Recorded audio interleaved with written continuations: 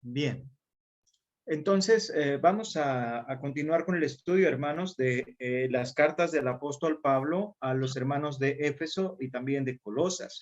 Recordemos que hay eh, hay cuatro cartas enviadas por Pablo que son conocidas como las cartas enviadas desde la prisión. Estas cartas son Filipenses, Efesios, Filipenses, Colosenses y la carta también de Filemón. Entonces son las cartas que entre ellas estaremos estudiando Colosenses y Efesios. Ya hablamos en nuestra clase anterior, dimos un preámbulo de la introducción de ambas cartas entre Colosenses y Efesios. Entonces dijimos que ambas cartas específicamente están muy aplicables. La mitad prácticamente de los capítulos de Efesios son situaciones doctrinales que tiene que enfrentar la iglesia, y los dos capítulos primeros de Colosenses, y la mitad y mitad, parte teórica, como parte teórica doctrinal y parte práctica doctrinalmente hablando. Entonces, son enseñanzas muy prácticas para nosotros en estos tiempos. Tenemos que sacar los contextos más relevantes. Voy a compartir un poquito porque vamos a entrar con uno de los temas que vamos a entrar con uno de los que tienen que ver con sana doctrina, hermanos. Las cartas del apóstol Pablo a Éfeso, especialmente, ponen en evidencia lo que es la sana doctrina. Una de las cosas interesantes de Pablo en esta carta es la iglesia. La iglesia tiene una identidad y tiene una ocupación, ¿ok? La iglesia tiene una identidad y tiene una ocupación. Ambas cosas son evidentes en la carta a los hermanos de Éfeso, y son tan evidentes que pueden identificarse rápidamente. Por ejemplo, en el capítulo 2, versículo 20, de la carta de Pablo a los hermanos de Éfeso, viene allí: edificados sobre el fundamento de los apóstoles y profetas. Edificados sobre el fundamento de los apóstoles y profetas, siendo la principal piedra del ángulo Jesucristo mismo. Entonces, la iglesia no pierde su identidad como casa espiritual de Dios. Eso es algo importante, eso es algo sobresaliente en la carta de Pablo, hablando acerca de la identidad de la iglesia. Si podemos nosotros ver a través del libro de los Hechos la identidad que asume la iglesia en todo su contexto, porque Hechos nos va a dar evidencia de contexto histórico, político, económico, social, cultural. Bueno, algunas ciudades donde la iglesia se estableció, como es el caso de Éfeso, son ciudades que muy bien las cartas de Pablo nos ofrecen rasgos muy contextualizados en estos ambientes. Entonces, la iglesia que está en Éfeso necesita no perder su identidad como casa espiritual de Dios, porque estuvimos hablando lo interesante de la ciudad en la clase pasada, lo interesante de cómo este grupo de personas gentiles de origen griego especialmente se habían convertido a nuestro Señor Jesucristo y estaban abrazando, muchos de ellos como gentiles, estaban abrazando situaciones de relación, de enseñanza filosófica y mística, combinadas ambas, entre la aplicación de términos bastante filosóficos y la creencia en la magia, en la hechicería. Éfeso se va a levantar, la iglesia de Éfeso se va a levantar como una gran columna de la iglesia en Asia. y la iglesia tiene que mantener viva su identidad como casa espiritual de Dios. Por eso dice Pablo, estamos bien establecidos en el versículo 20, edificados sobre el fundamento de los apóstoles, como una construcción grande, dice, que se eleva hacia el horizonte y dice de base el fundamento de apóstoles y profetas, pero Cristo es la piedra del ángulo, la piedra del ángulo. La piedra del ángulo es muy interesante en la edificación porque la piedra del ángulo hace el trazo ideal para la construcción, para edificar la construcción, ya sea desde de la parte de la base, del firme del piso, o sobre los ángulos justamente que hacen la belleza de las construcciones. Entonces, la iglesia no debe de perder la belleza que la caracteriza porque le pertenece a Cristo. En el 3:10, la iglesia es la expresión de la sabiduría de Dios. Usted sabe que Efesios 3:10 dice, para que la multiforme sabiduría de Dios sea ahora.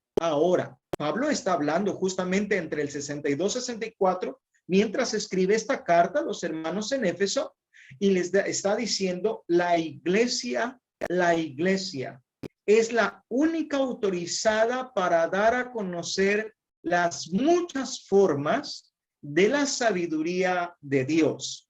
Bueno, las muchas formas de la sabiduría de Dios, dice Pablo ahí, para que la multiforme sabiduría de Dios sea ahora dada a conocer a los principados y a las potestades por medio de la iglesia. La iglesia es el medio para estar en el mundo. La iglesia es la única autorizada para expresar la sabiduría de lo alto. Luego dice ahí algunos versículos que la iglesia, como en el caso del capítulo 1, versículo 23, alguien lee lectura, por favor, 1:23. Alguien tenga listo 4:15, 16, 25, 5, 23 y 30, hermanos, por favor. Vamos a darle lectura de manera secuencial a estos versículos. Adelante. 1:23 dice así: la cual es su cuerpo, la plenitud de aquel que todo lo llena en todo. Amén. Adelante. Buenas noches, mi hermano. Efesios 4:15. Sí. Sino que siguiendo la verdad en amor, crezcamos en todo en aquel que es la cabeza, esto es Cristo. Amén.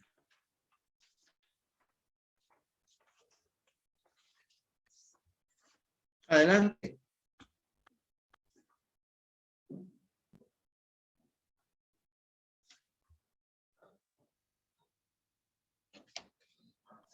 Dice, de quien todo el cuerpo, bien concertado y unido entre sí por todas las coyunturas que se ayudan mutuamente, según la actividad propia de cada miembro, recibe su crecimiento para ir edificándose en amor. Muy bien. 5:23. Amén, O el hermano. verso 25.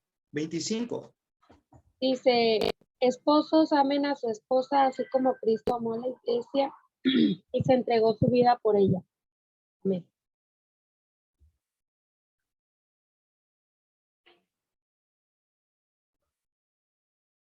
¿23? 5:23.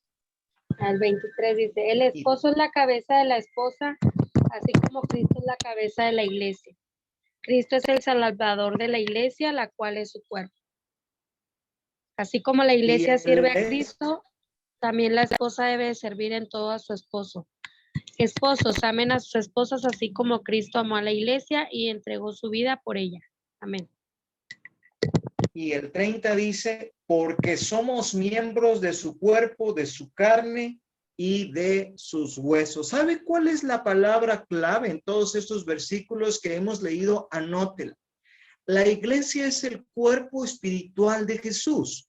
Pero la palabra clave, hermanos, En esta relación es pertenencia, sentido de pertenencia. Algo que hoy en la psicología, hermanos, aplicada, se habla de la relación de apego, de fomentar la relación de apego para darle un sentido a la pertenencia. Entonces, cuando nos sentimos parte de, eso nos hace prácticamente, nos hace sentir diferentes, nos hace sentirnos a gusto, que podemos colaborar, que podemos ejercer nuestra parte, y eso somos como iglesia en el sentido espiritual. La iglesia es el cuerpo espiritual de Jesús. La iglesia, decíamos ahorita en algunos versículos del verso 20, inicialmente, desde el verso 22 hasta el 12, usted lo puede leer posteriormente. La iglesia es la esposa santificada por los méritos del esposo que murió por ella. Hay algunas palabras claves allí en esta parte de la escritura. Están mencionadas muy específicamente por el apóstol acerca del amor, acerca de entregarse, acerca de sacrificar, acerca de santificar, de purificar, de presentar, de convertirla en una iglesia gloriosa, sin mancha y sin arruga. Bueno, la iglesia cumple y debe de cumplir a medida que va creciendo y desarrollándose en el mundo de manera santa, de una manera santa. Luego, la iglesia tiene a Cristo también como cabeza. Interesante esto que está diciendo el apóstol Pablo, los hermanos de Éfeso. La iglesia tiene a Cristo como cabeza. Ellos estaban muy acostumbrados en la región a tener a sus más altos dirigentes como cabezas de autoridad. Entonces, aquí ya esto es algo que tiene que hacer cambio en la vida de los cristianos que están viviendo en la ciudad de Éfeso, especialmente porque es una región de Asia. La iglesia tiene a Cristo como cabeza en su organización, en su crecimiento y en su desarrollo. Pablo, el apóstol, el mismo que se va a esforzar, inspirado por el Espíritu Santo para escribir a los hermanos de Éfeso, es el mismo que está inspirado escribiendo las cartas al joven Timoteo o a Timoteo y a Tito. Siempre decimos joven Timoteo porque pues conocemos de joven, ¿verdad? Pero sabemos que Timoteo, a pesar de que era todavía joven, ya no era el mismo que Pablo había conocido allá en Listra. Sabemos que él había crecido con Pablo en el ministerio y se había acompañado por más de una década. Estos beneficios, hermanos, que tiene la iglesia del Señor, teniendo a Cristo como cabeza, van a ser fundamentales debido a la organización que ésta va a tener desde lo celestial hasta lo terrenal. Todo esto relacionado en dos palabras que son crecimiento y desarrollo. Ya mencionamos que crecimiento es hacia arriba y desarrollo una es horizontal y una es vertical, hermanos. Entonces, aquí vemos a Cristo en el 4, 15 y 16 de Efesios, cómo es que se narra mucho el apóstol Pablo, la iglesia lo que debe seguir, cómo debe de crecer en aquel que es la cabeza, que es Cristo, de quien todo el cuerpo como iglesia bien concertado, palabra clave, concertado, hermanos. La palabra concertado es como estar todos de acuerdo, pero con alguien que la dirige. Concertar da mucho el aspecto de la orquesta, del concierto, de la concertación, de los instrumentos, así como los miembros físicamente del cuerpo están organizados dentro de y cumplen una función, reciben órdenes, instrucciones de nuestro cerebro. Así también como en la orquesta, hablando de una orquesta que tiene su director, que tiene su batuta, que tiene a todos los músicos y cada quien con su propio instrumento, hasta que él no dé la señal de inicio, y es que todos se van a ir armonizando con los tiempos, la rítmica, la métrica y todos los asuntos que tienen que ver con la música. Entonces, eso habla la palabra concertar, como que entrar en común acuerdo al momento específicamente que se requieren. Y esto es la iglesia, hermanos. Así de maravillosa es la iglesia. Desde que una iglesia, un grupo llamados fuera del mundo, entra para estar en propiedad de Cristo, donde Cristo es la cabeza, a partir de ahí la iglesia se pone en sujeción bajo la fe, el conocimiento y la fidelidad de Cristo Jesús. Tiene la palabra profética más segura, se instruye, desean como niños recién nacidos la leche espiritual no adulterada para crecer para salvación. Y entonces ahora la iglesia, que se conforma por 1, por 2, por 3, por 4, por 5 y van creciendo hasta hacerse numérica, esta organización crece y se desarrolla como cuerpo espiritual, pero Cristo es la cabeza. Puede haber ancianos, puede haber diáconos, puede haber maestros, puede haber sus predicadores, sus evangelistas, porque a sus apóstoles y sus profetas ya los tiene bíblicamente hablando. Entonces, la iglesia tiene a Cristo como cabeza en su organización, crecimiento y desarrollo, pero también la iglesia, según el 1:22 también que escribe Pablo a los hermanos en Éfeso, dice de la siguiente manera: y sometió todas las cosas bajo sus pies y lo dio por cabeza sobre todas las cosas a la iglesia, y lo dio por cabeza. Cristo es la cabeza sobre todas las cosas. La iglesia, hermanos, la iglesia está sujeta a Cristo, y Cristo tiene toda autoridad sobre la iglesia.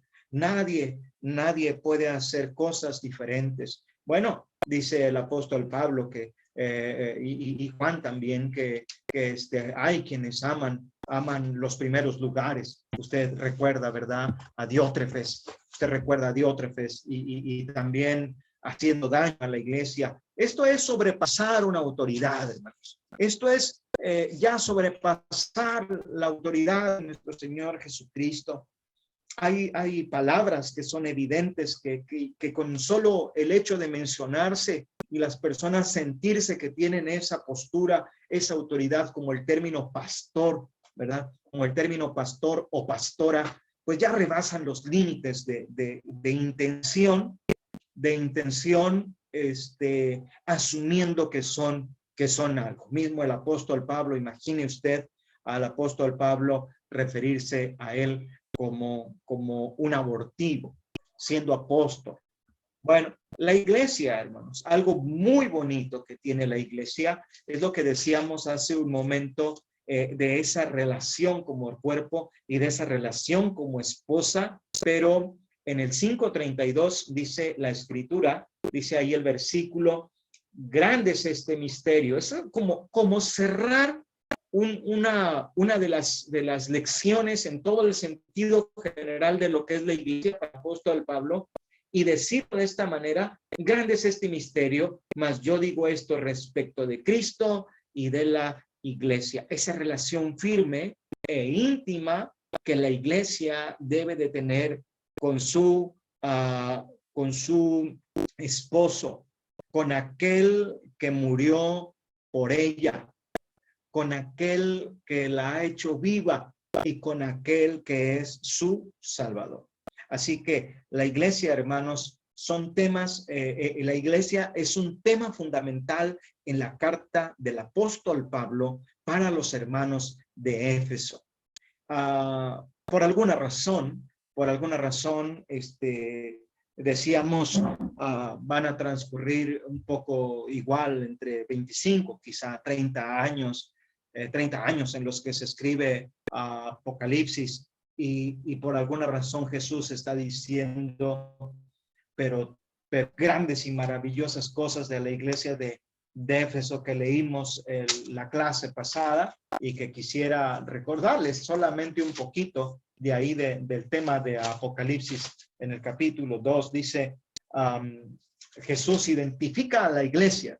Jesús identifica a la iglesia y la identidad que tiene la iglesia, hermanos, y la ocupación de la iglesia está centrada prácticamente en algunas cosas. Dice la escritura, está centrada en que Cristo, ¿no?, su identidad, su arduo trabajo y paciencia, que no puede soportar a los malos y que ha aprobado a los que se dicen ser apóstoles y no lo son, y los ha encontrado mentirosos. Entonces, es una iglesia, la iglesia de Éfeso, hermanos, es una iglesia que está llena de conocimiento, llena de la palabra de Dios, llena de sabiduría, hermanos.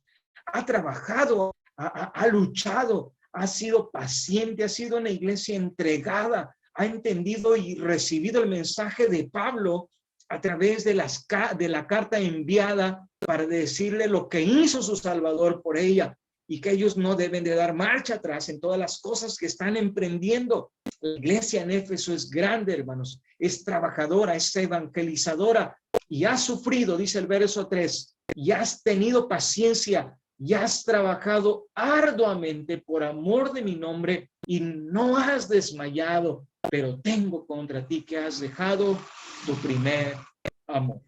Bueno, parece que es como una manchita, hermanos, pero en realidad es bastante el reconocimiento que hace el Señor acerca de la iglesia, pero no puede el Señor pasar por alto esa parte de la iglesia de la cual se ha olvidado. Y mucho se ha pensado, hermanos, ¿qué significa esto de tu primer amor, verdad? ¿Qué significa esto de tu primer amor?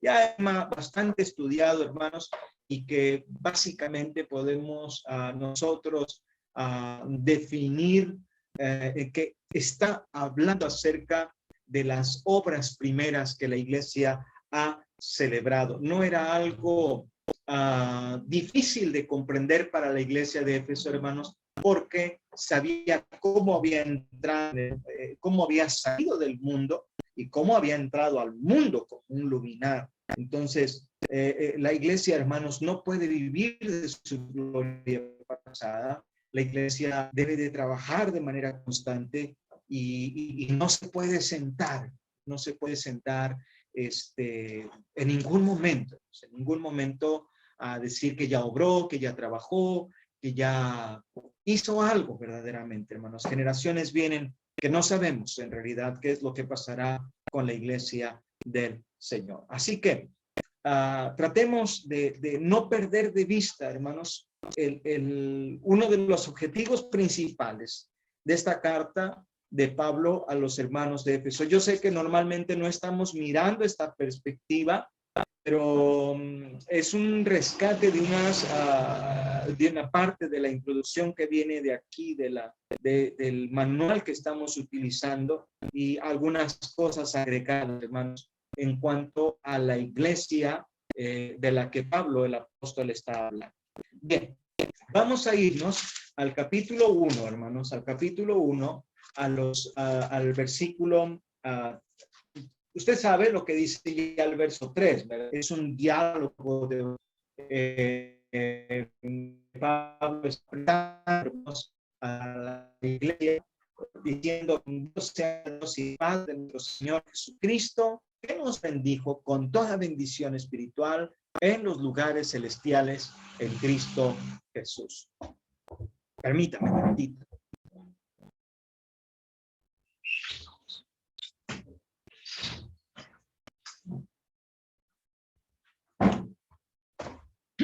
Entonces, esto que dice el apóstol Pablo, claro que es algo que nosotros, hermanos, tenemos que aprender a ver y no solamente ver y disfrutar, hermanos.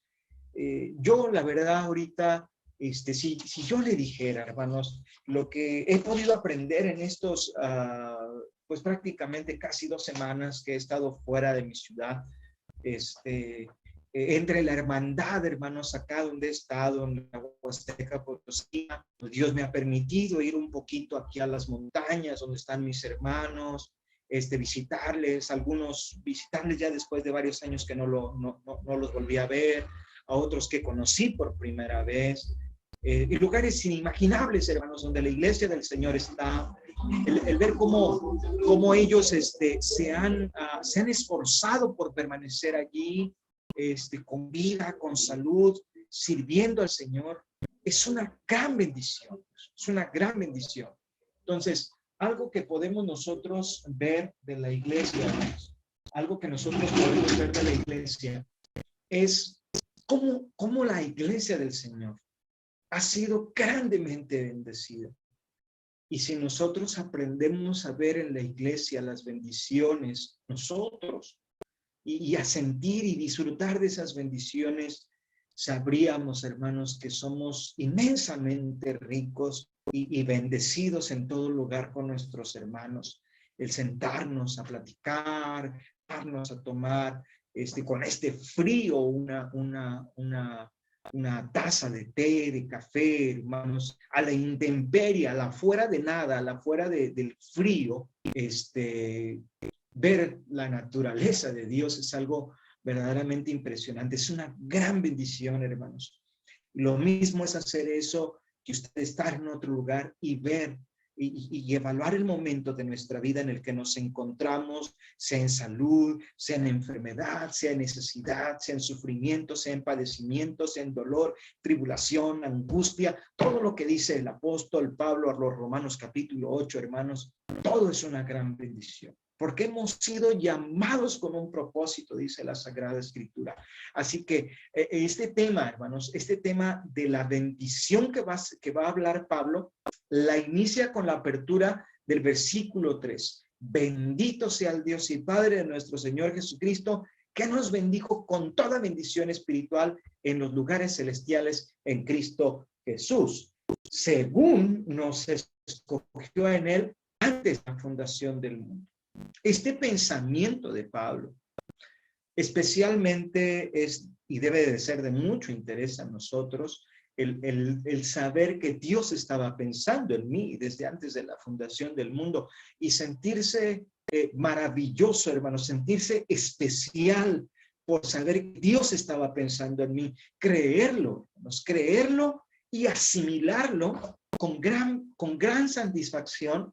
El día que nacimos del agua y del Espíritu, ese día que sentimos lo especial que no podemos explicar con palabras a las personas acerca de nuestra salvación, del perdón que recibimos cuando la sangre de Cristo nos cubrió, nos lavó, nos santificó, y ese momento tan especial en el que nuestra alma vuelve a restaurar la imagen de un Dios que nos hizo al principio, pero ahora la imagen de nuestro Señor Jesucristo. ¿Y cómo fue eso? Pablo lo explica a los hermanos de Roma diciéndoles que Él nos glorificó a través de la sangre gloriosa de nuestro Señor Jesucristo, nos santificó, nos purificó, nos reconcilió, pero nos glorificó presentándonos ante el Padre. Y esa gran bendición, hermanos, hoy recordarla el día que nacimos a Cristo Jesús, habla de este tema tan maravilloso y es la bendición de la predestinación. Bendito sea el Dios y Padre, dice Pablo. Verso 5, en amor. Primero nos escogió en Él, en Cristo, antes de la fundación del mundo. ¿Cómo lo hizo? ¿Cómo lo hizo Dios? ¿Cómo pudo haber escogido antes de la fundación del mundo? Es algo verdaderamente especial, porque nos escogió para que fuésemos santos y sin mancha. El término para, usted lo va a ver demasiadas ocasiones en la carta a los Efesios y a los Colosenses. El término para, esta preposición para, está hablando siempre de propósito, hermanos. Recuérdelo bien esto. Cuando hablamos de para, estamos hablando del fin, el propósito, el objetivo al cual tenemos que llegar o al cual nos lleva nuestro Dios. Y esto es ser santos y sin mancha. Por eso Jesús se presentó la iglesia para santificarla, que no tuviese ni mancha, ni arruga, ni cosa semejante. Estas palabras se van a combinar con el capítulo 5, pero luego dice la condición bajo la cual, el verso 5, dice la condición bajo la cual Él nos predestinó. Y la condición o la situación también es en amor, habiéndonos predestinado para ser adoptados. Ahí está el para. Ahí está el para. Habiéndonos predestinado con el propósito de ser adoptados hijos suyos por medio de Jesucristo. Ahora dice algo tan maravilloso el apóstol Pablo, según el puro afecto de su voluntad. Esto me recuerda, hermanos, me recuerda a Dios en el paraíso, al Padre, a Jesús, al Espíritu Santo en el paraíso, hermanos, y diciendo ambos, hagamos al hombre a nuestra imagen y a nuestra semejanza, construyamos algo, y pensó el Padre, el Hijo, el Espíritu Santo, y ahora están formando al hombre del polvo de la tierra, haciéndolo especial, poniendo aliento de vida, poniendo el alma, hermanos, el espíritu, ese asiento especial al cual Dios va a cuidar y a proteger, y al cual Dios a través del intelecto le va a dar instrucciones al hombre para que éste viva bien el propósito. Pero vemos a través de las escrituras que el hombre cambió ese destino. A través de las escrituras vemos que el destino que Dios le había dado al hombre decidió cambiarlo. Ahora, aquí actúa también la voluntad del hombre. El afecto de la voluntad de Dios es adoptar hijos suyos por medio de Jesucristo. Es lo que va a enseñar el apóstol Pablo a la iglesia en Éfeso y a todos nosotros. Pero desde el principio, el afecto de la voluntad de Dios, hermanos, es tan grandioso, tan maravilloso. Y dice la escritura también que vio al hombre y dijo, no es bueno que el hombre esté solo, haré ayuda idónea para él. El afecto de su voluntad, hermanos, es tan grande que Dios, dice la escritura, le dolió en su corazón al ver cómo de continuo el pensamiento del hombre desde su juventud era malo. Se hacía perverso. Entonces, aún a Dios, su afecto por nosotros, hermanos, su amor, hablamos en clases anteriores de su longanimidad, hermanos, su más grande compromiso, su más grande temperamento fue puesto, hermanos, para tenernos paciencia y amarnos a pesar de cómo éramos nosotros. Y como muchas ocasiones seguimos siendo aún. Así que en amor, Él nos predestinó para ser adoptados hijos suyos. Ahora, este término, usando la concordancia Strong, hermanos, que usted la puede ver en línea también. Puede usar esta concordancia para ver un poquito la palabra, la definición de la palabra griega. Habla un poquito acerca de una palabra conjunta, ¿verdad? Pro, que significa antes, y horizon, que se puede leer así, establecer límites o delimitar. Entonces, propiamente es como ver de Dios poniendo la imagen de ver hacia el horizonte, ¿verdad? Prehorizontar, ver perfectamente hasta dónde estoy, hasta dónde alcanzo a ver, predeterminar los límites, ver hasta dónde, delimitando. Entonces, usted recuerda y tiene seguramente en mente el momento en que los pastores, ¿verdad? De Moisés y Lot. Le dice a Moisés, bueno, si tú dices que vas a la derecha, yo voy a la izquierda. Y si tú dices que vas a la izquierda, yo voy a la derecha. Elige. Y bueno, pues ya sabemos que eligió, ¿verdad? Mirando hacia las praderas y se fue extendiendo. No puso un límite, hermanos, no puso un límite Lot y terminó dentro de 2 ciudades atestadas de pecado, Sodoma y Gomorra. Le había ido bien hasta antes de llegar a Sodoma y Gomorra. Cuando estuvo en Sodoma y Gomorra creía que estaba mejor, pero la verdad es que salió sin nada de lo que había hecho. Lo perdió absolutamente todo. Y de hecho, también la mujer se perdió. ¿Por qué? El hombre rebasa los límites, Lo vemos desde el principio, desde que le dijeron, pero del árbol del que está en el centro del huerto, de ese no comas. Y lo hizo. Entonces, la palabra predestinar, hermanos, tiene que ver con marcar, establecer un límite, predestinar, delimitar. Y bueno, algunas cosas relacionadas con esto están en el versículo 10 y versículo 11 que Pablo va a explicar. Porque la Biblia enseña, hermanos, que la predestinación de Dios tiene que ver con la decisión divina de salvar a toda la gente, pero que acepta las condiciones de Dios para recibir de Dios gracia y misericordia. Dios se encontró con Nicodemo, Jesús se encontró con Nicodemo en el Evangelio de Juan, capítulo 3. Nicodemo llegó a Jesús de noche para reconocer que él venía de Dios, porque nadie podía hacer las cosas que él hacía si no estaba Dios con él. Y allí hay un reconocimiento, una aceptación, hay un conocimiento anticipado de quién es Jesús, pero eso no le garantizaba a Nicodemo la salvación. No, tenía que tomar una decisión.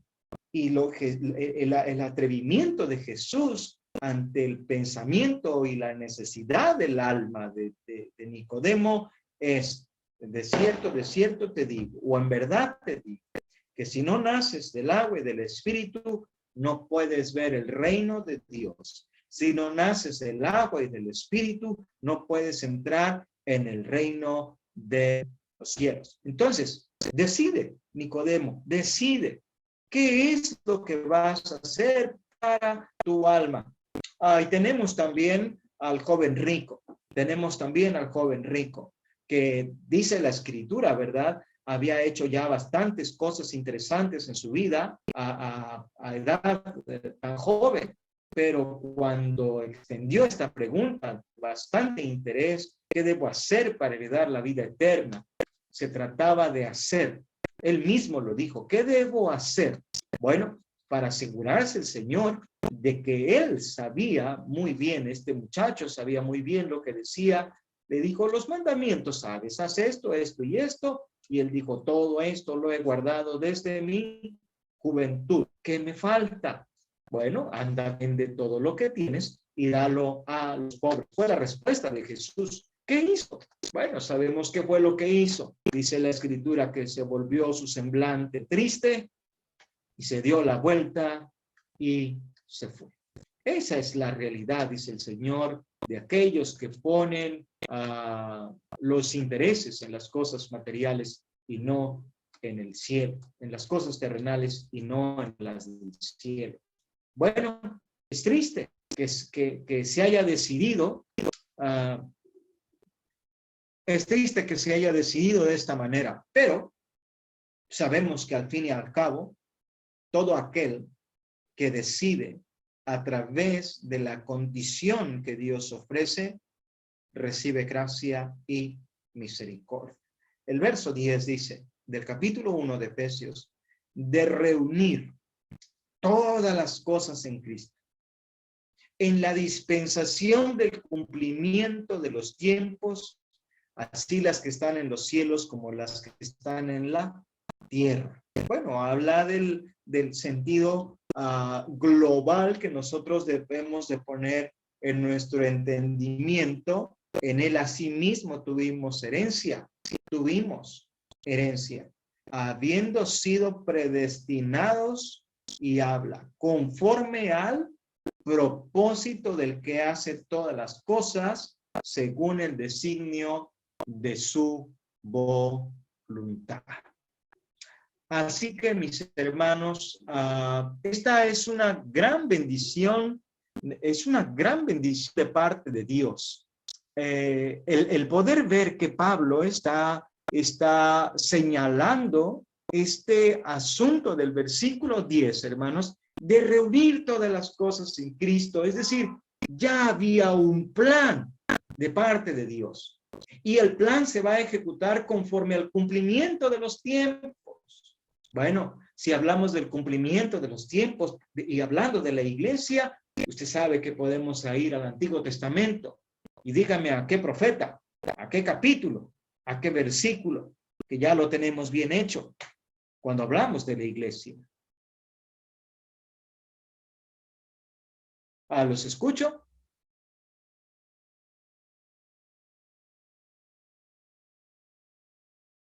Bueno, ¿están conmigo? Aquí, todos. Pues Sí. habla Daniel de un reino, hermano, que iba Sí, a ser indestructible. sí, ¿dónde está? Daniel 9. Daniel, déjame buscar el versículo, pero es Daniel. Ese es de memoria para la próxima clase. Daniel 2:44. Y en los días de estos reyes, el Dios del cielo levantará un reino. Y en los días de tiempo señalado. Ahora ya estaba hablando del reino de Babilonia, estaba hablando del imperio griego, del imperio medo-persa, y luego habla del imperio romano. Y en los días de estos reyes, el Dios del cielo levantará un reino que no será jamás destruido, ni será un reino o un pueblo dejado a otro pueblo. Este se va a levantar y va a permanecer para siempre. Entonces, volvemos otra vez a lo mismo. El sentido de este término, predestinación, es establecer los límites. Y dice lo mismo para la iglesia. Este término es usado como también para las profecías y también especialmente cuando se habla de nuestro Señor Jesucristo.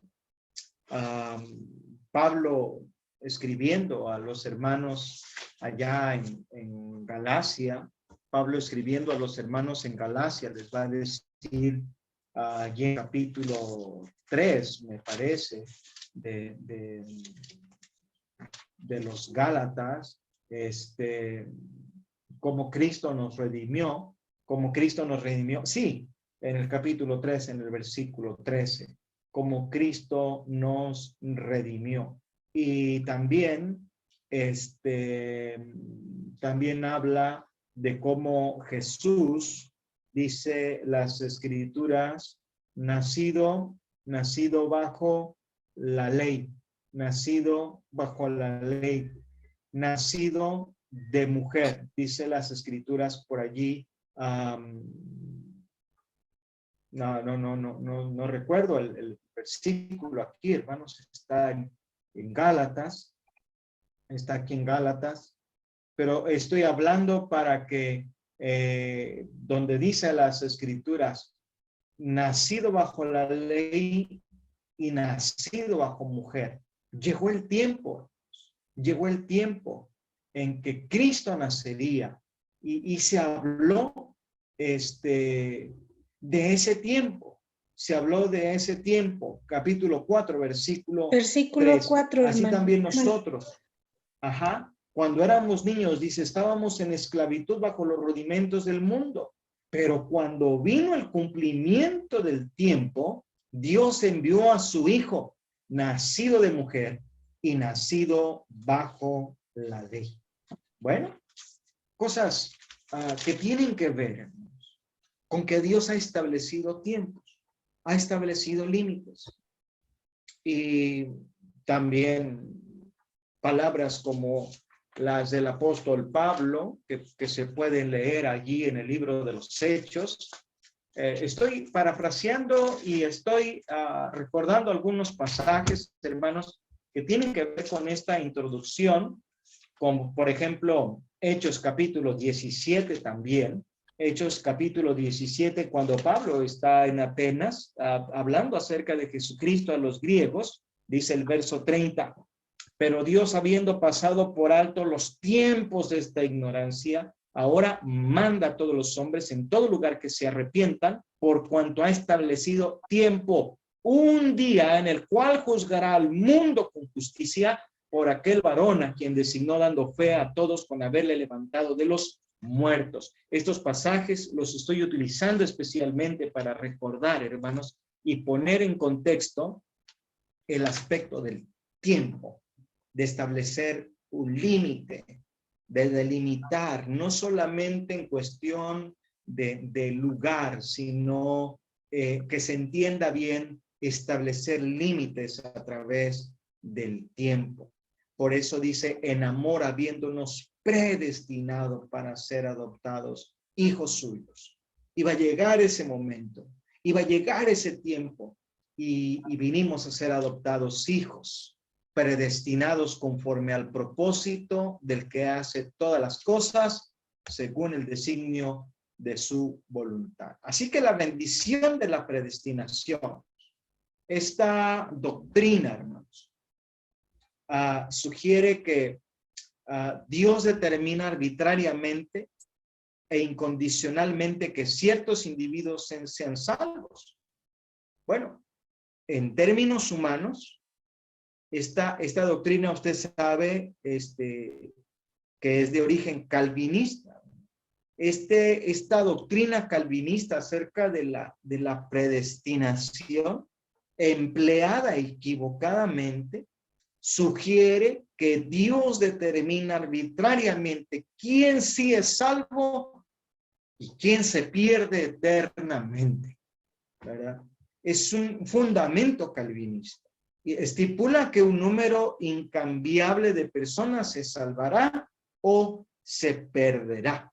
Entonces, ahorita usted pudiera estarse preguntando o preguntándole en oración a Dios, si eso le parece mejor, así como diciéndole, Señor, ¿me podrías dar, por favor, alguna señal de si ya soy salvo en este momento o todavía no?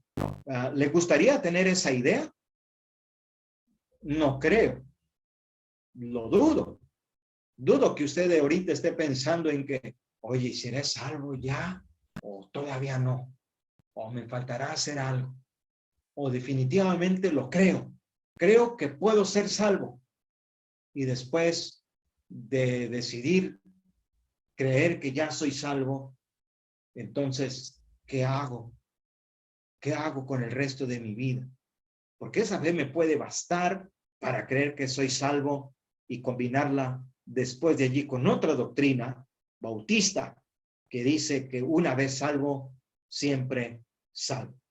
Entonces, bueno, y bueno, no solamente está esa doctrina, sino que también hay otra doctrina relacionada con esto, de que acerca del destino del alma, puede cambiar todavía después de la muerte.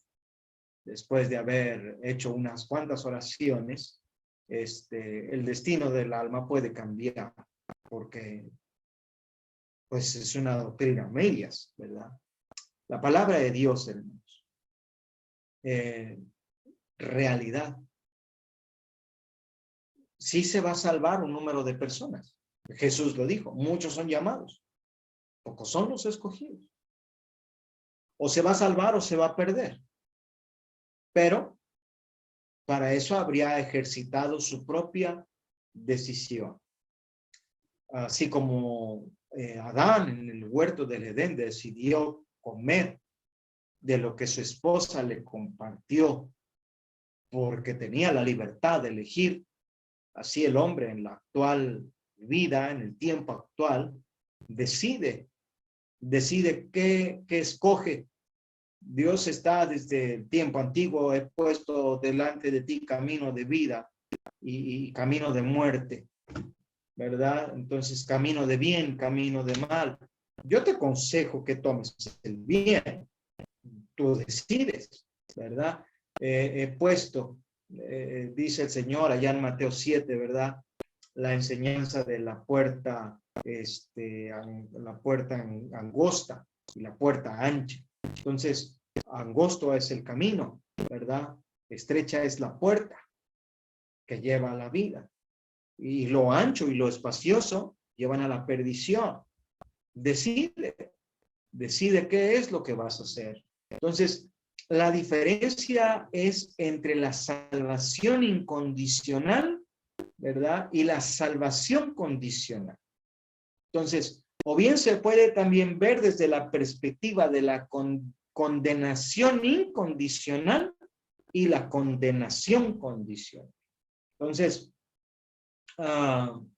hermanos, una enseñanza tan básica que da Dios desde que elige a su pueblo. Allí la hemos leído varias ocasiones y por supuesto pues no la vamos a dejar de leer en esta ocasión.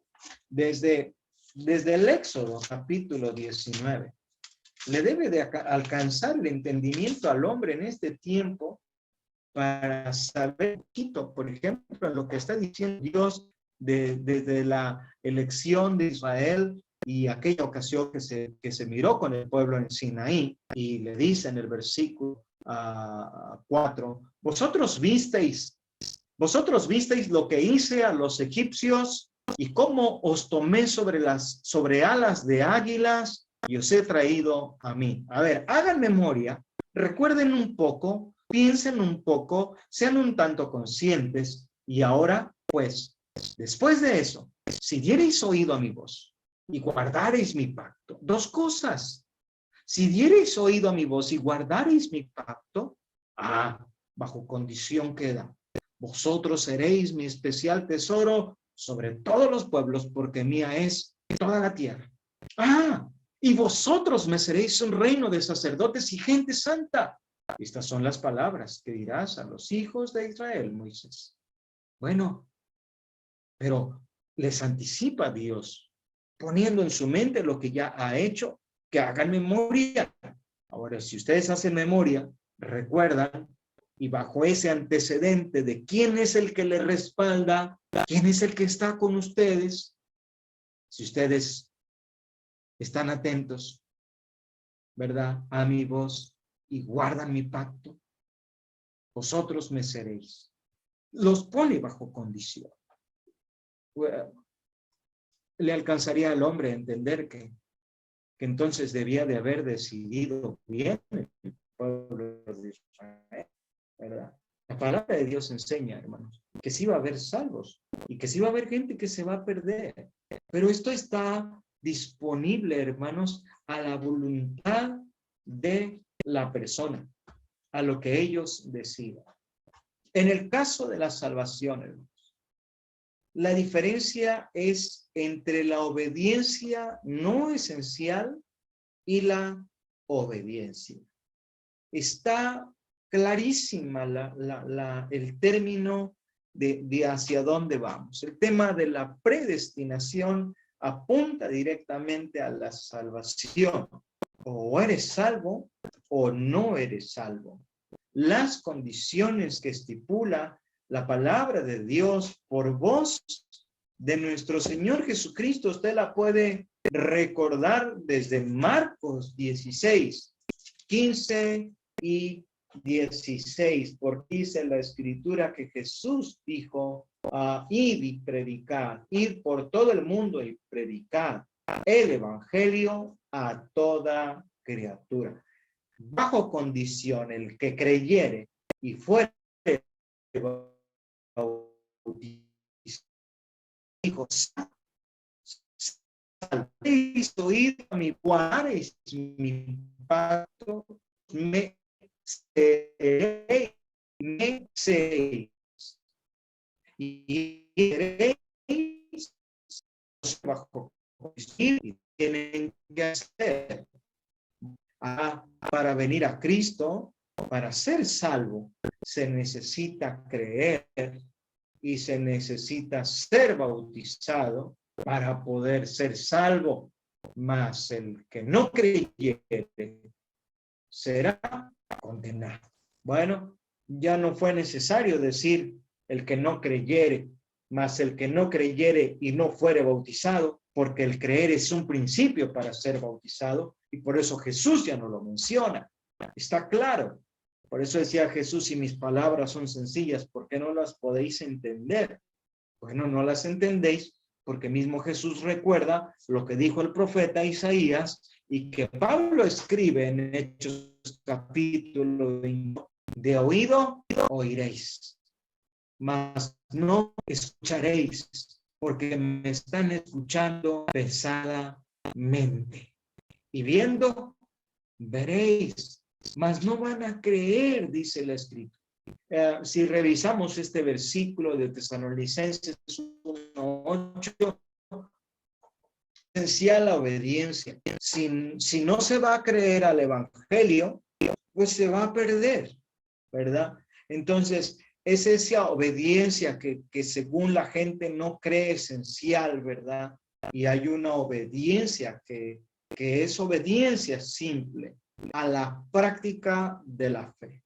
Bueno, a través de las escrituras, esa obediencia, hermanos, esa obediencia en cuanto a los términos explicados de Pablo, hablando a la iglesia, hermanos, en el primer siglo, muchos tenían el concepto de que lo mal, entonces ya no tenía derecho a la salvación o al perdón, porque por creer en un Dios perfecto.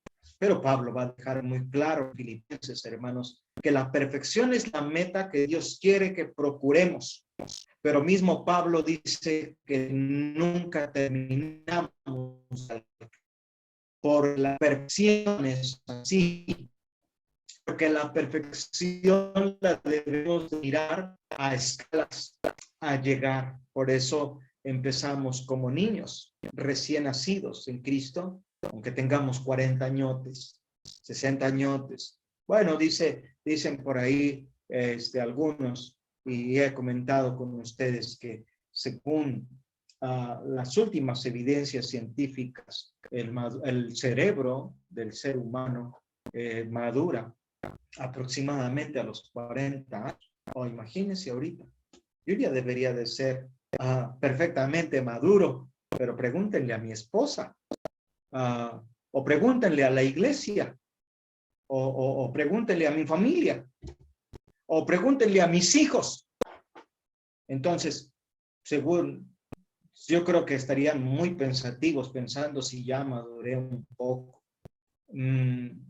No se trata de pensar así, dice el apóstol Pablo, aunque la meta es la perfección con Cristo.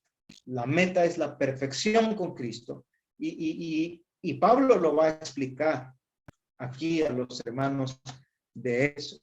Nuestra meta es Cristo, ¿sí? Nuestra meta es Cristo. Poder llegar a entender su anchura, su longitud, su profundidad, su altura. Conocer el amor de Cristo es nuestra meta. Llegar a ser como Cristo es nuestra meta. Verso 13. Llegar a la fe y del conocimiento del Hijo de Dios perfecto, a la medida de la estatura de plenitud de Cristo. Esa debe de ser nuestra meta. Vamos a quedar mucho seguramente en el camino, como quedó el apóstol Pablo. Bueno fuera quedar como Pablo, habiendo acabado la carrera, ¿verdad? Habiendo peleado la buena batalla, habiendo acabado la carrera y habiendo guardado la fe. 3 cosas de un ministerio ideal, hermanos.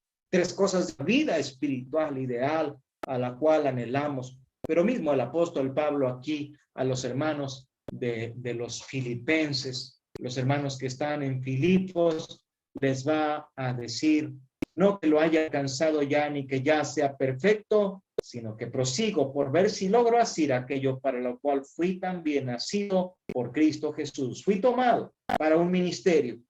No he llegado todavía, me falta, pero yo mismo No pretendo haberlo ya alcanzado, pero tres cosas, Dios, olvidar el pasado, vivir el presente, preparar el futuro y aún así, dice el verso 14, proseguir a la meta, al premio del supremo llamamiento de Dios en Cristo Jesús. Luego dice el verso 15, así que todos los que somos perfectos, esto mismo sintamos, los que somos perfectos. La perfección de estar en Cristo es haber sido obedientes desde el principio desde la fe. Oímos, creímos. Transformamos nuestra vida a través del conocimiento de Dios. Pero llegamos a un límite. Llegamos a un límite sabiendo que no íbamos a poder ser cambiados completamente si no echábamos toda nuestra ansiedad sobre Él. Y veníamos a la acción Jesús. Aquellos que están trabajados y cargados, vengan, que yo les quiero hacer descansar. Aprende de mí que soy manso y humilde de corazón, y hallaréis descanso para vuestras almas. Y allí en esa invitación vinimos a Cristo a través del arrepentimiento y decidimos hacer como dijo Jesús en Mateo 10:32, a cualquiera pues que me confiese delante de los hombres, yo también le confesaré delante de mi Padre que está en los cielos. Hemos venir postrados, humillados, reconociendo que somos pecadores y que Jesucristo es el Hijo de Dios, habiendo entendido el evangelio, que a través del bautismo moríamos al viejo hombre, sepultábamos al viejo hombre y nacíamos como unas nuevas criaturas para entrar en Cristo Jesús. Y en ese momento la sangre de Cristo nos limpia de todo pecado.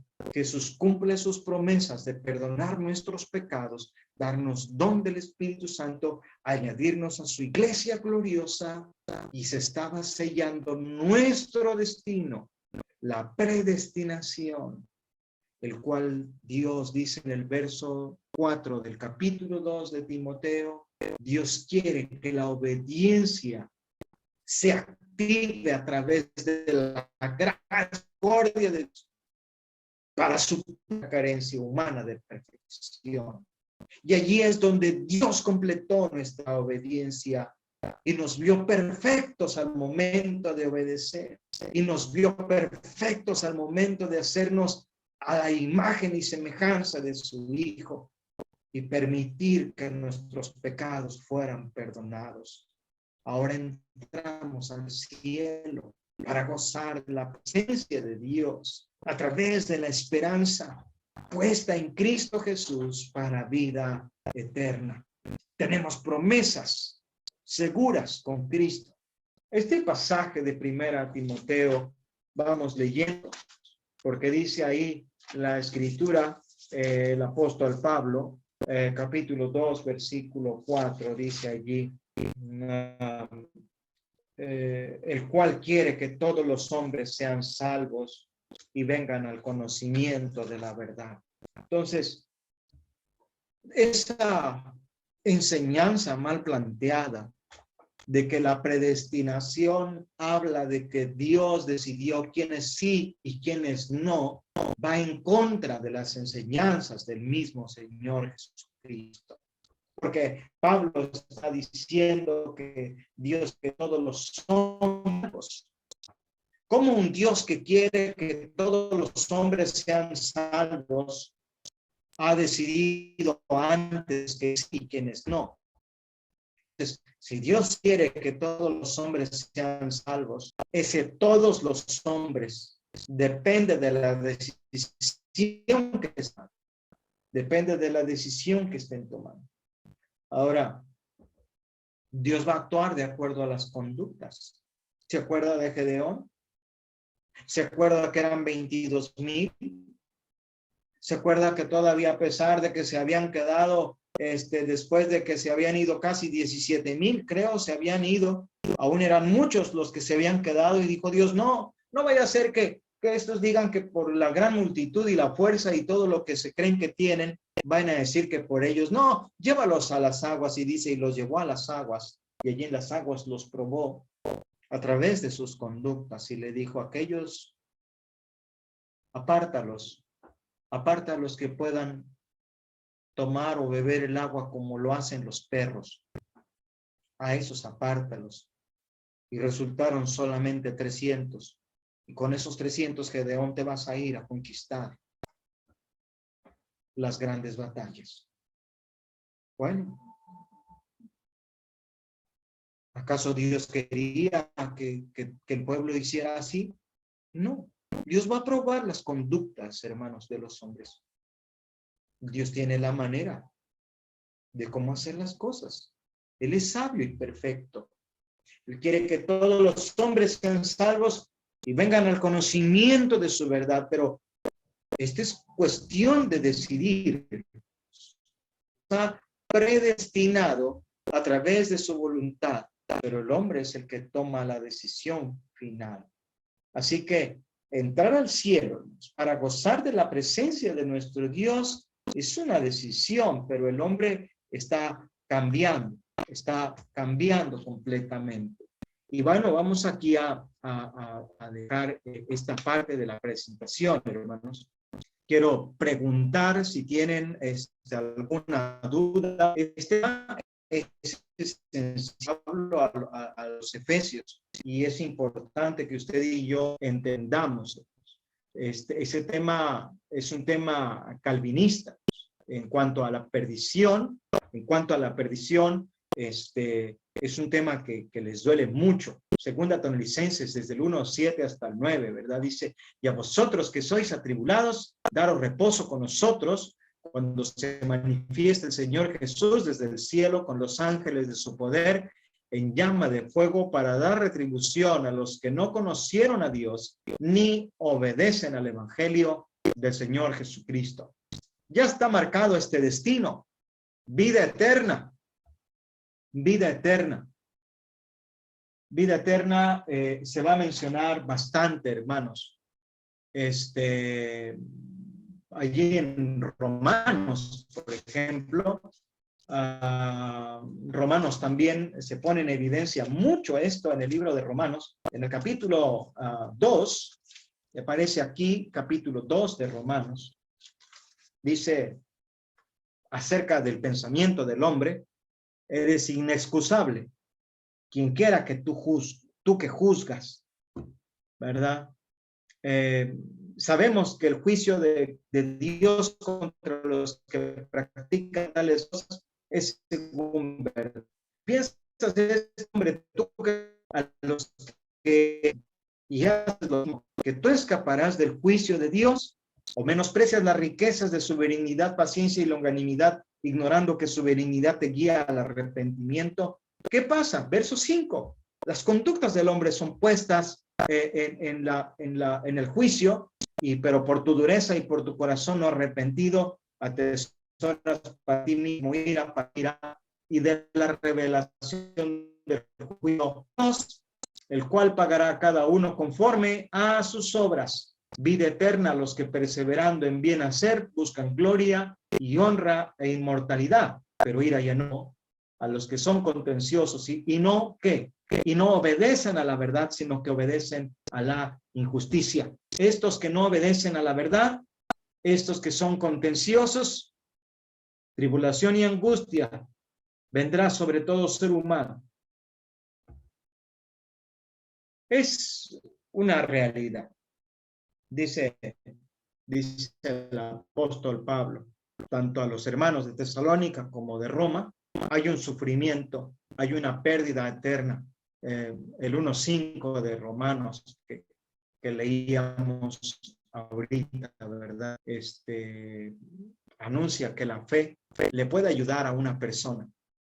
Le puede ayudar a una persona como un principio para llegar justificado ante la presencia de nuestro Dios. Pero tiene que obedecer al evangelio. El creer es un principio, pero tiene que obedecer al evangelio. 1:16 de Romanos. ¿Por qué? Porque el evangelio es poder de Dios para salvación. Entonces, todos los pasajes que vamos a encontrar en las escrituras que se refieran a la salvación eterna, Ya la condenación eterna van a hablar de que es decisión del hombre tomar el camino hacia la vida eterna, el camino angosto, el camino estrecho, la puerta estrecha, o tomar el camino ancho, la puerta ancha para entrar a la perdición. Es un predestino de Dios querer que todos los hombres sean salvos, pero el hombre elige, no Dios. No, Dios eligió lo bueno para él. El hombre decidirá qué elige verdaderamente. Entonces, esta es una enseñanza calvinista, hermanos, y es una enseñanza sobre la cual Pablo va a trabajar mucho. ¿Qué tiene que hacer el hombre para tener lo que hoy decidimos o llamamos libre albedrío, verdad? Esta es una, bueno, le diré que esto es una enseñanza, el libro albedrío, hermanos. Es una enseñanza, digamos, que no tiene mucha, quizá, bueno, yo digo, no tiene mucho pensando en los años que llevamos, ¿verdad? Pero enseñanza es de la Edad Media, de finales de la Edad Media. A finales de la Edad Media es que esta enseñanza se viene dando y luego entra con mucha fuerza, ya en la edad moderna. Entra con mucha fuerza en la edad moderna. Estamos hablando ya desde el siglo XVI, XVII y XVIII, especialmente el siglo XVIII, esta enseñanza, hermanos, de la predestinación como doctrina humana, donde se dice que Dios marcó el destino para los salvos y los que se van a estar perdidos, tomando como una enseñanza fuera de contexto o al de Judas Iscariote, son enseñanzas completamente erradas. Por eso el Nuevo Testamento, hermanos, nos presenta que el destino del hombre está en oír la palabra, en creerla, en arrepentirse, en confiar en Jesús, en abundar agua para la remisión de sus pecados y ser fiel hasta la muerte. En ese tramo de condición hay obediencia y hay lo que ya dijo Jesús de la iglesia en Éfeso. Has trabajado arduamente, has hecho obras, has probado a los que son mentirosos, se dicen ser apóstoles y no lo son. Has conservado la sana doctrina, has llegado fiel, sé fiel hasta la muerte y yo te daré la corona de vida. Entonces, son argumentos sólidos que da la palabra de Dios, sólidos a través de toda la carta a los Efesios. Dios también hace advertencias. Hebreos 3:12, ¿verdad? Mirad, hermanos, que no haya ninguno de vosotros corazón malo de incredulidad para apartarse del Dios vivo. No seas vencido de lo malo, sino vence con el bien el mal. 12:21. ¿De qué habla, hermanos? De decisiones de nosotros. De decisiones de nosotros, donde el sentido común, el conocimiento de la palabra de Dios nos hace llegar a una decisión. Las acciones nos hacen responsables. Dios no interfiere, hermanos, directamente en la decisión del hombre. De otra manera, Dios sería el culpable de las transgresiones que hace el hombre. ¿Me explico? Dios no interviene directamente en las decisiones que toma el hombre. Dios no hace eso. Jamás lo ha hecho. Le ha dicho desde el principio, del árbol que está en el centro del huerto de ese, hermanos, Dios tenía el poder. ¿Para qué entonces dice la gente? Entonces, ¿para qué puso Dios ese árbol? Si ya sabía Dios que iba el hombre o sea, en la lógica del hombre, no le cabe el entendimiento racional para reconocer que debe de hacerse responsable de sus decisiones, solamente eso. Porque, ¿qué es lo más fácil? ¿Aceptar la culpa? No, véalo, simplemente le dijo, es que tuve miedo y me escondí. Entonces, ¿qué fue lo que hiciste? ¿Acaso comiste del árbol? Es que la mujer que me diste. No es fácil aceptar la culpa, ¿verdad? No es fácil aceptar la acción. Entonces, siempre lo que estamos tratando de hacer es justificar.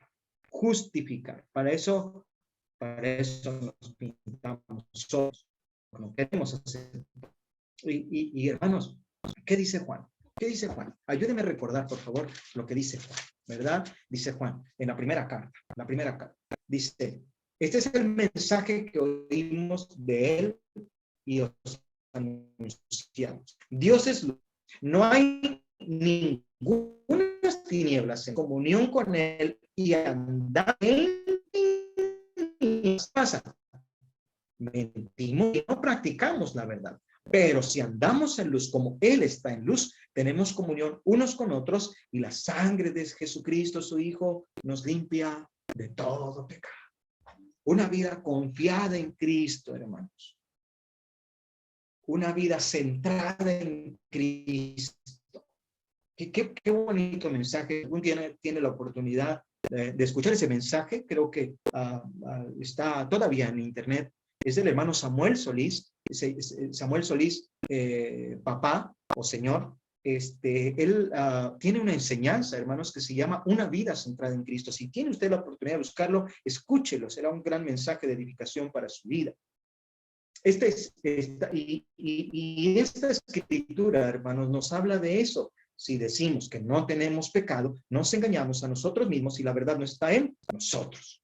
Bueno, ¿de qué está hablando, hermanos? El hombre tiene que decidir, tiene que reconocer. Hebreos 4:13 dice, ¿verdad? No podemos nosotros engañar a nuestro Dios. Ante la palabra de Él, las cosas todas están desnudas y abiertas ante los ojos de aquel. A dar cuenta. Se dice Pablo en el capítulo que leímos de Hechos 17, por aquel varón, ¿verdad? A quien Dios designó en ese día, el día del juicio. Tenemos que dar cuenta acerca de lo que hicimos mientras estábamos en el cuerpo. Primero a los Corintios, capítulo 6, versículo 10. Tenemos que dar cuenta, mientras lo que estábamos en el cuerpo, lo que hicimos. Y todo esto relacionado con el juicio, hermanos, tiene relación con las decisiones que usted y yo tomamos en nuestra vida. Así que quiero dejar unos minutos solamente para preguntar acerca de esto y continuar adelante. Es un tema que va a mirar en algunos versículos a lo largo del capítulo 1, capítulo 2, 3, 4 hasta el 6. Hasta el 4 me parece que termina este tema del apóstol Pablo. Mucho va a estar enseñando acerca de esto. ¿Preguntas?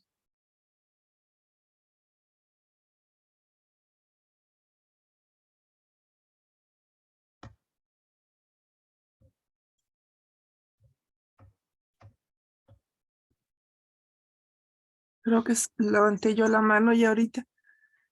En cuanto a lo del libre albedrío, hermano, yo lo conecto con cuando en la creación de Dios, cuando le da la libertad precisamente al hombre y a la mujer, ¿verdad? En cuanto a, les dice no coma, les da la orden, pero no los obliga, o sea, como dice, no les cierra, no les pone un perímetro con bombas y dinamita que se van a explotar, ¿verdad? O sea, tenían la libertad de obedecer o no obedecer, y de ahí viene ese libre albedrío. ¿Cómo es que hasta el siglo medio se viene enseñando ese principio? Todo ese lapso que hay intermedio para no entender esa libertad, porque yo lo entiendo, es un don que da Dios, es un regalo que da Dios, así como nos da la gracia de darnos esa libertad de poder estar con Él por voluntad propia. Pero ¿por qué hasta el siglo de la Edad Media, verdad, se le da auge a esa libertad exactamente, de entender ese principio? Ok, muy buena pregunta. Es que, mire, se van a unir dos movimientos. Son varios movimientos que se dan después de la Edad Media. Y uno de los principales se le llama el siglo de las luces o el movimiento de la ilustración, ¿verdad? Que se da en Europa, especialmente en Inglaterra. Entonces, esta ilustración va a mover el pensamiento del hombre a través de la ciencia y de la filosofía. Entonces, lo que está haciendo justamente el pensar del hombre es despertar a que se pongan a ver todo, no todo tiene que apegarse hasta la Edad Media, ¿verdad? Cuando surgen todos estos pensadores y se hace un cambio a la revolución científica, a la revolución donde la ciencia viene a ser parte del movimiento ilustrado. Tiene muchos en buscar movimiento de la ilustración o signo de las luces, y se van a dar cuenta cómo se vino transformando todo lo que era creer en Dios, solamente creer en Dios, sujetarse a Dios y a su voluntad, hace un cambio. Y ahora tenemos el movimiento de la ilustración apegado a la parte científica, a que la ciencia nos diga qué sí creer y qué no creer. Y entonces empieza este movimiento del ejercicio de la predestinación. ¿Sabes qué? Dios no es el todo, y ahí se va perdiendo, ¿verdad? Y es donde hace auge esta doctrina con el calvinismo, que se hace después también el ejercicio de la doctrina bautista, una vez salvo, siempre salvo, y se hace una mezcla entre calvinismo, la iglesia bautista, y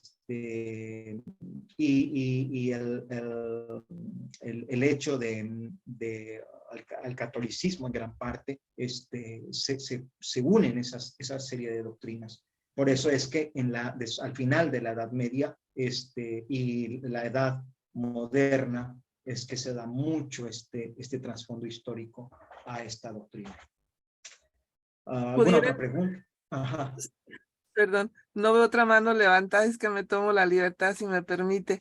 Podríamos decir entonces que además de darle un concepto más profundo espiritualmente hablando, también se daría en el concepto científico en cuanto a la formación de la forma del ser humano, el sentido de vida del ser humano, como complemento.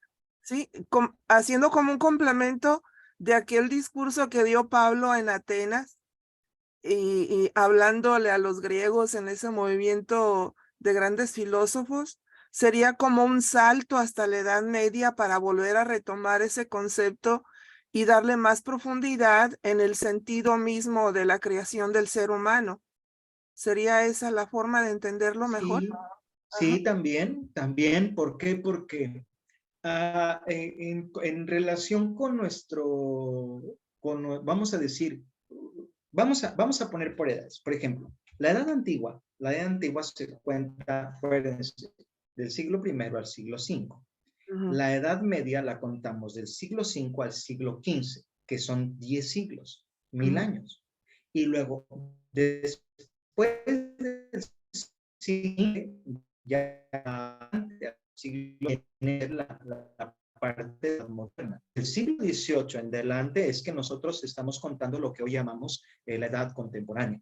Entonces, entre finales de la Edad Media, es que todos los movimientos más grandes que se van a dar desde Europa hacia América. Porque América es auge en muchos aspectos. O sea, estamos hablando de que los Estados Unidos, toda esta fuerza que va a tener Estados Unidos va a ser impresionante de regreso hacia Europa. Entonces, después de lo que va a ser la edad, después del 1500 hacia adelante, es donde va a haber una palabra como rutas de muchos sentidos. Europa se va a ver rebasar sus propios horizontes. Y justamente en el 1500 es cuando nosotros en México, por ejemplo, tenemos la famosa conquista. Tenemos la famosa conquista en 1500. Entonces, vamos a vivir 300 años de esclavitud hasta el siglo prácticamente 18, donde vamos a tener la famosa guerra de independencia. Entonces, todos esos 300 años, Europa los va a vivir a una velocidad impresionante en todo aspecto de revolución intelectual. A nosotros nos va a golpear mucho eso.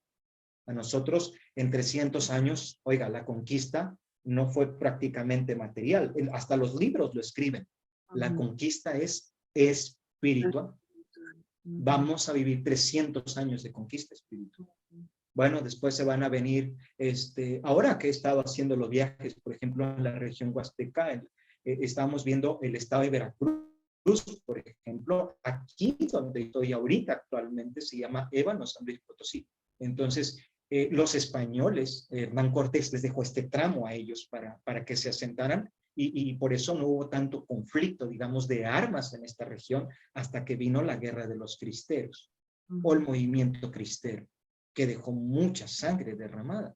Entonces, todos esos movimientos que vinieron de Europa hacia acá, hacia América, trajeron y desencadenaron una serie de cambio intelectual en el pensamiento de la humanidad. Y se hizo una mezcla, una mezcla. Por eso cuando se da el evangelio en su pureza, usted escucha historias de hermanos que voy a comprar un Nuevo Testamento de 1900, no sé, estamos hablando de 1900, estamos hablando de tiempo actual, o sea, del 70, el 80, hermanos que compraron ya un Nuevo Testamento y participaban como catequistas, y ellos leían el Nuevo Testamento y poquito a poquito cuando iban enseñando, se daban cuenta que lo que estaban enseñando no estaba completo y enseñaban unas cosas que sí y unas cosas que no, hasta el momento de que ellos mismos llegaron y fueron a preguntar a los padres, a los sacerdotes, a hacerles preguntas. Oye, aquí dice que el bautismo es para perdón de los pecados, dice que el bautismo es para recibir el don del Espíritu Santo y dice que el bautismo, con el bautismo Jesús nos ayuda a la iglesia. Entonces, ¿qué estamos enseñando? Y es entonces que empezaron a surgir las controversias. En aquellos tiempos, algunos que eran sensatos y que enseñaban y que trataban, decían, y así fue como muchos en esta región y buscan manos de la iglesia.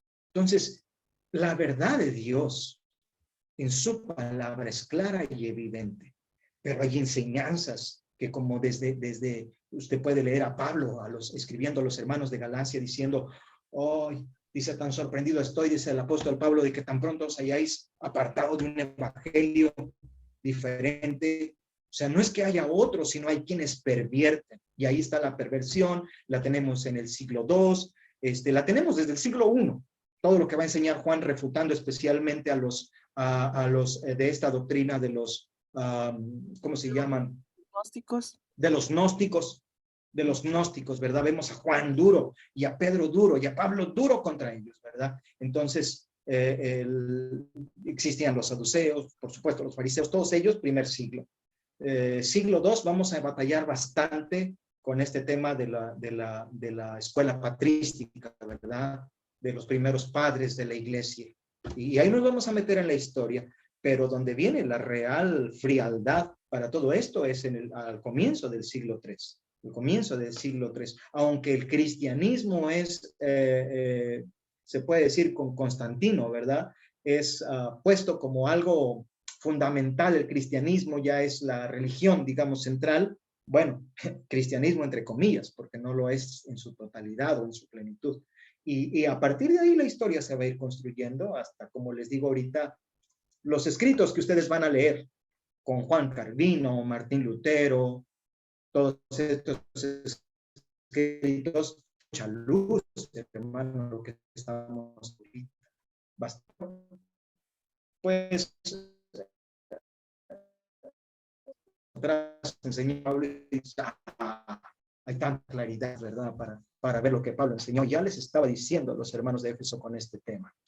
Muy bien. Bueno, yo decía que unos minutos, pero más vale, hermanos, platicar, conversar, ampliar el horizonte, nuestro entendimiento, a ver hacia dónde vamos. Con esto, y quiero dejarlo aquí porque vamos a avanzar un poquito más. Yo sé, mi hermano me pone las lecciones y soy muy difícil, hermanos, muy difícil, pero avancemos en esto.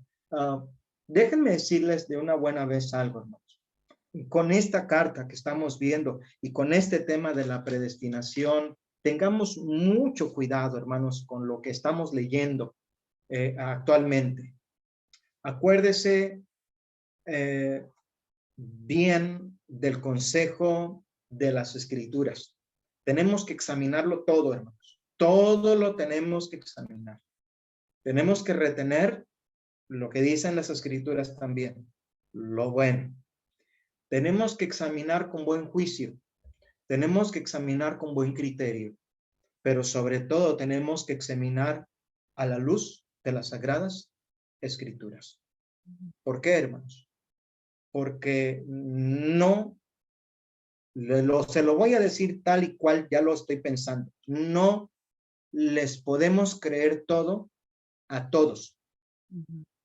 No lo podemos hacer en estos tiempos muy, muy peligrosos, y a la punta puedo ver, hermanos, y oro a Dios y les pido que oren mucho a Dios, porque si la iglesia no tenemos cuidado de las enseñanzas que están surgiendo, hermanos, y que nos están dando hermanos que son bien conocidos y que tienen mucho tiempo predicando, que han graduado en universidades o que han viajado por muchas partes en el mundo, no lo podemos creer todo así a la primera.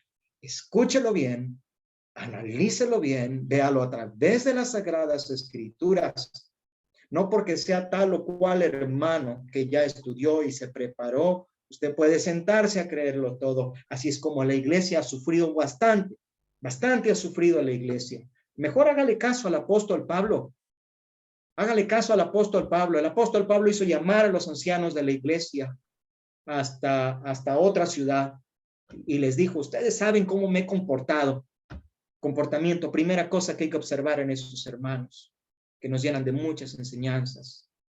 Y vea todo ese capítulo de Pablo, y si llena los requisitos de Pablo y ve a través su vida de lo que es Pablo, entonces ponga un poco más de atención, porque mismo el apóstol Pablo dijo, yo no he estado aquí en la carne, he venido en el espíritu, ¿verdad? De nuestro Dios, hablar de cosas espirituales.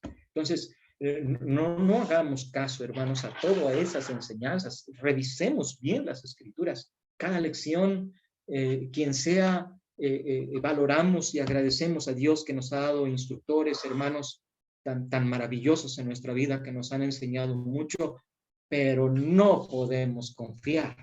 No podemos confiarnos, y más mi consejo en el nombre del Señor y como su hermano en Cristo es, examinémoslo muy, muy bien.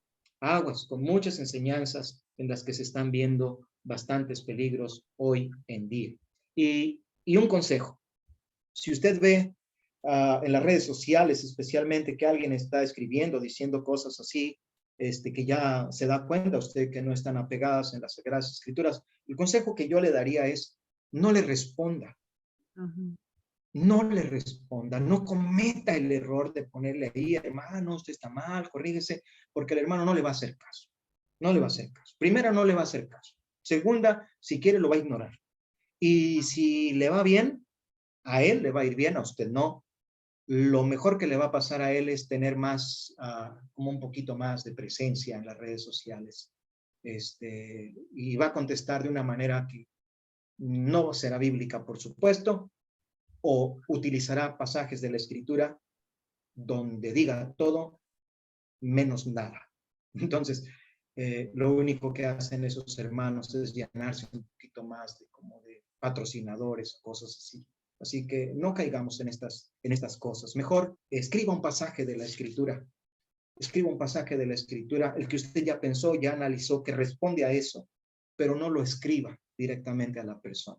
Entonces, es una manera, hermanos, de frenar un poco a través de las redes sociales. Seamos sensatos y prudentes. Mi hermana María Escolástico subió su mano por un momento, pero luego la bajó. No, hermano, solamente puse que me gustaba el comentario que usted estaba haciendo. Ok, hermana, no Gracias, lo hermano. alcancé a ver. Sí, gracias. Entonces, hermanos, es esto. En el capítulo 1, hermanos, hay algo también muy, muy interesante de esta carta, que siguiendo la ruta que traemos de esta aclaración que hace Pablo de que los hermanos de Éfeso entiendan bien el tema de la predestinación. Fíjense muy bien aquí, vamos a leerlo del 15 al 22 para terminar este capítulo 1.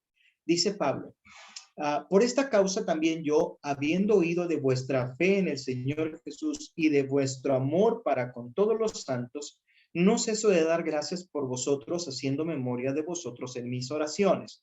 Recordemos que Pablo estuvo allí bastante tiempo con los hermanos de Éfeso, casi 3 años, para que el Dios de nuestro Señor Jesucristo, el Padre de gloria, os dé espíritu de sabiduría y de revelación en el conocimiento de Él, alumbrando los ojos de vuestro entendimiento, para que sepáis cuál es la esperanza a que Él os ha llamado y cuáles las riquezas de la gloria de su herencia en los santos.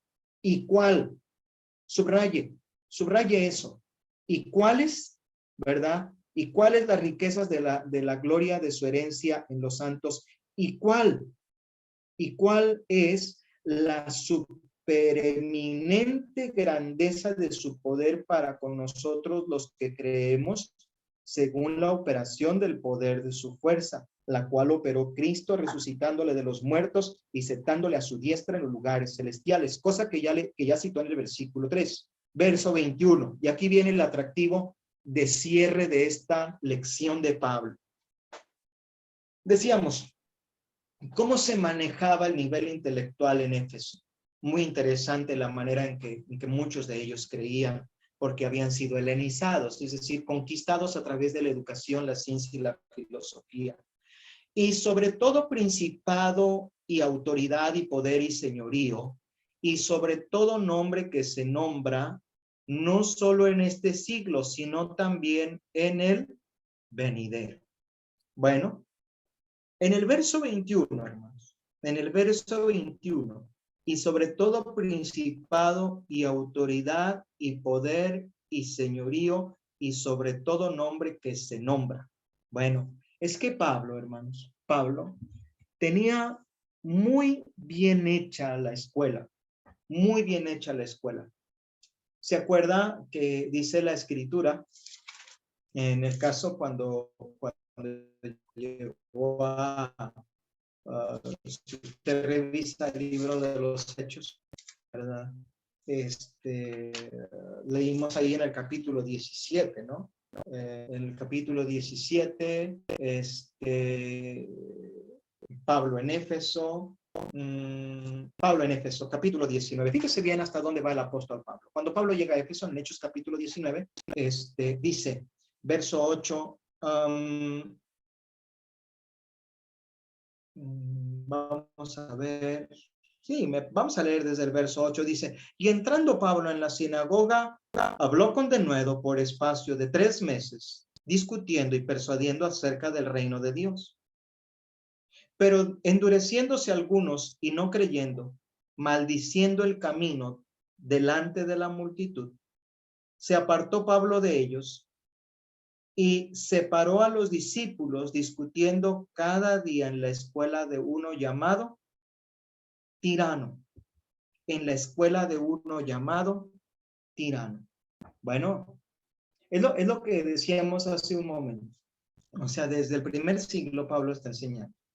Y aclarando muy bien doctrinas esenciales que tiene la iglesia, que corresponden a salvación directamente. Doctrinas que fortalecen la fe de la persona, que hacen que la fe de la persona sea cada vez más sólida, sea cada vez más firme. El cristiano esté cada vez más persuadido y convencido de estar en Cristo Jesús. Pablo dice que estuvo enseñando en la escuela de uno llamado Tirano. Así continuó por espacio de 2 años, de manera que todos los que habitaban en Asia, judíos y griegos, oyeron la palabra del Señor Jesús. Imagínense la influencia que Pablo tenía para tomar lugar y posición en una escuela de artes y de enseñanzas filosóficas. Bueno, estas enseñanzas que da Pablo justo a los hermanos en Éfeso es aclararles que Cristo, con la resurrección de entre los muertos, goza del privilegio máximo otorgado a los mortales, porque Cristo es el único que resucitó de entre los muertos. Por esa razón, dice Pablo, está sobre todo principado y autoridad y poder y señorío y sobre todo nombre que se nombra, no solo en este siglo, sino también en el venidero. No sé si le mostré en alguna clase lo que es el siglo II hasta el siglo IV. No le mostré el cristianismo en un mapa, en todo lo que es Asia y Europa, África. ¿No lo vio ese mapa? Donde están especialmente considerados la escuela patrística. No se lo mostré. ¿No recuerda? Bueno, me mandan un mensajito, por favor, porque con ese vamos a entrar en la clase la próxima semana, si Dios lo permite. Y les voy a mostrar ese mapa para que ustedes vean los padres que estaban, los llamados así padres, como Clemente y todos ellos, los que eran de la región donde predicó Pablo, especialmente toda la región donde predicó Pablo, y todos los famosos padres de la iglesia que hicieron apertura desde el primer siglo, siglo II y siglo III y siglo IV, para que se den cuenta hasta dónde se había extendido ya el cristianismo. Pero también vamos a mirar justo en esta enseñanza que va a dar el apóstol Pablo un poquito de historia la próxima semana acerca de cuáles eran las enseñanzas de ellos, cuáles eran las enseñanzas de ellos que ya se habían perdido y se habían filtrado en el siglo II y en el siglo III. Por eso Pablo había dicho esto del verso 21, no solo en este siglo, sino también en el siglo venidero. ¿En qué siglo estaba Pablo?